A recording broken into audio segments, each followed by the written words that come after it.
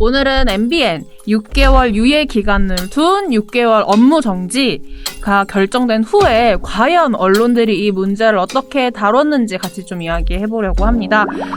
네, 저희가 이 결정 당일부터 좀 며칠간의 보도를 보면서 네네. 어떤 매체들이 어떻게 보도를 했는가 좀 살펴봤는데요. 네. 저희가 모니터를 하고 있는 매체들 중에서, 그러니까 신문 그쵸. 방송 매체들 중에서 보도량을 살펴봤더니 일단 먼저 방송사 저녁 종합 뉴스를 보게 되면 7개 방송사가 모두 다뤘습니다. 한 건 이상씩은 다 다뤘고요. 한 건 이상씩은 다뤘는데 방송사별로 이제 어떻게 다뤘느냐가 중요하잖아요. 그렇죠. 메인 이슈로 다룬 방송사가 근데 손에 꼽았습니다. 일단 당사자였던 MBN 같은 경우는 30번째에 보도를 했습니다. 한 건 보도가 있었는데 30번째에 보도를 했거든요. 네. 요거 같은 경우는 사실상 안전하고 싶었다. 30번째에 보도를 했다라는 거.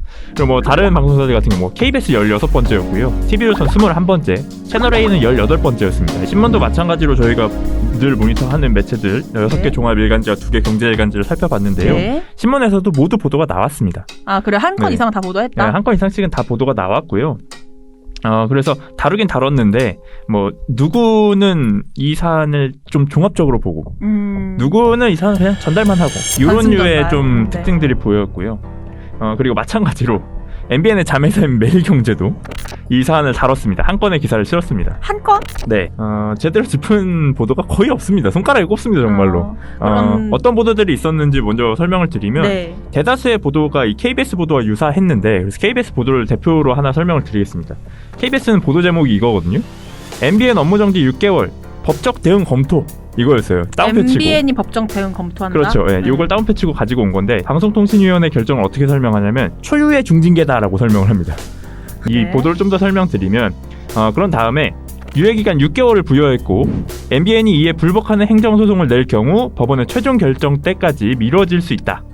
이 실제로 이 6개월 업무정지가 네, 미뤄질 네. 수 있다는 내용 설명을 한 거죠.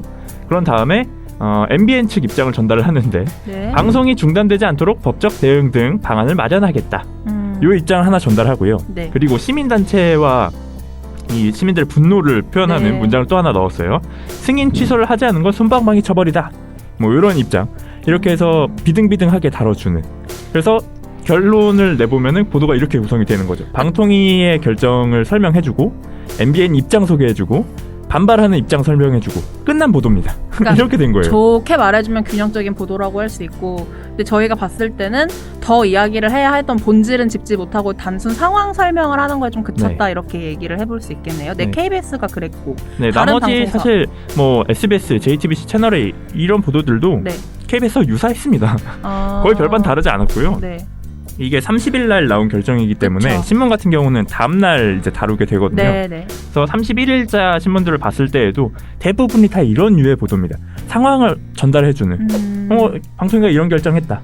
MBN은 법적 대응하겠다고 하고 있다. 문제 보도로도 보이는 부분들도 있었어요. 예를 들면 그래요? 뭐 TV조선인데 TV조선 같은 경우는 사실 맨 앞까지, 그러니까 맨 마지막 내용이 나오기 전까지, 맨 앞부터 네. 맨 마지막 한 문장이 나오기 전까지는 KBS 보도와 유사했습니다. 네. 상황 설명해주고 MBN 입장 설명해주고. 그러다가 TV조선의 차별점은 뭐였냐면 맨 마지막에 멘트 하나를 추가한 건데 이 멘트였어요. MBN은 지난 2011년 최초 승인 과정에서 자본금 3,950억 원 가운데 560억 원을 임직원 명의로 대출받아 차명으로 납입했고, 이를 감추기 위해 재무제표를 허위로 작성한 사실이 밝혀져 지난 7월 1심에서 유죄 판결을 받았습니다. 한편 야당인 국민의힘은 MBN에 대한 방송 중지 처분은 내년 재보궐선거, 내후년 대선, 지방선거를 위한 종편 길들이기라고 주장했습니다. TV조선 박지호입니다. 국민의힘 주장까지 전달을 하면서 일종의 정치권 공방을 부추기는 내용을 추가한 거예요. 그래서 사실 좀 TV조선은 이런 보도를 하면서도 이 정말 정치적 공방을 만들기 위한, 정치 싸움을 만들기 위한 노력을 했다. 뭐 이런 게 좀 눈에 띄었고요. 저는 그 워딩 자체가 주는 이미지가 그렇게 지금 사안의 본질을 얘기하진 못하고 있다, 뭐 이렇게 생각이 들었어요. 가지고 있는 이슈가 되게 많은 사안이라는 생각이 들거든요.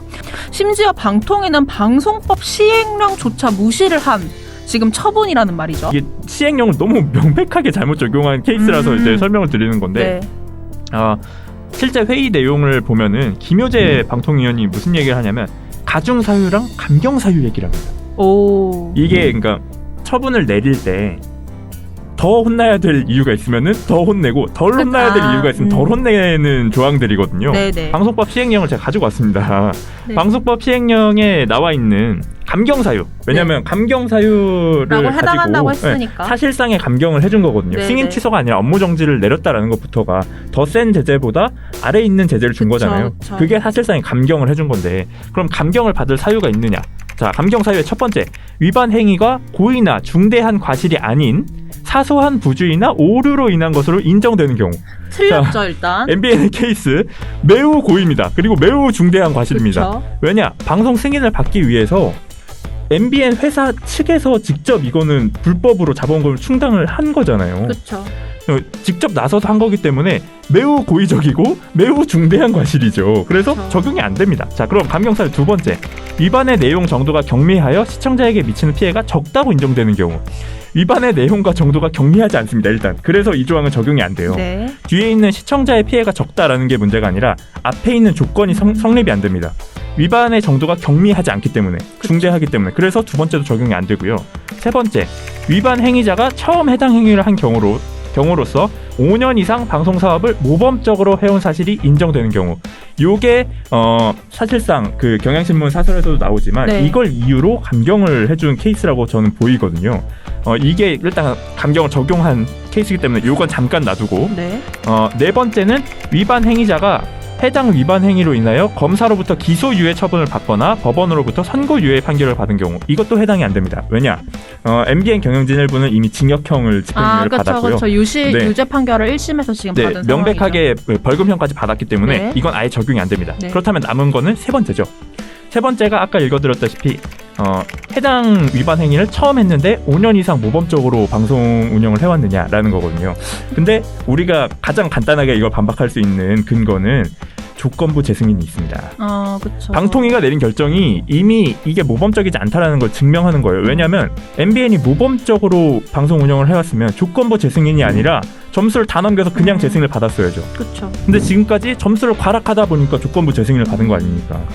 이미 두 차례 조건부 재승인을 받았다라는 것 자체가 방송 운영을 모범적으로 해오지 않았다라는 거예요. 그래서 감경 사유에는 해당이 싹 다 안 되는 겁니다. 네 가지 사유가.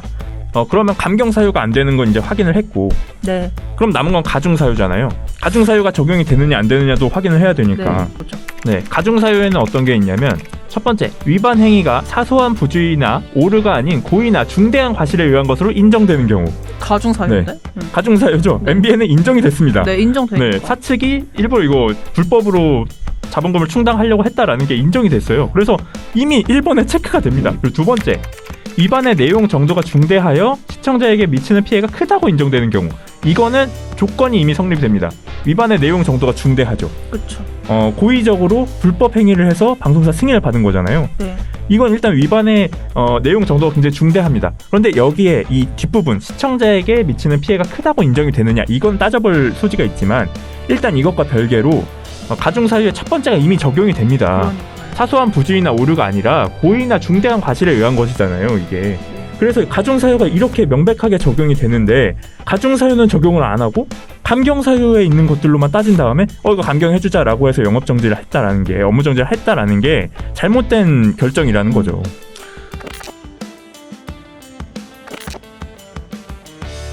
이런 식으로 맹탕으로 보도를 하는 관행들을 깨부셔야 된다라는 얘기 좀 하고 싶고요. 그러니까 네. 결정을 단순히 내렸다라는 게 중요하지 않잖아요.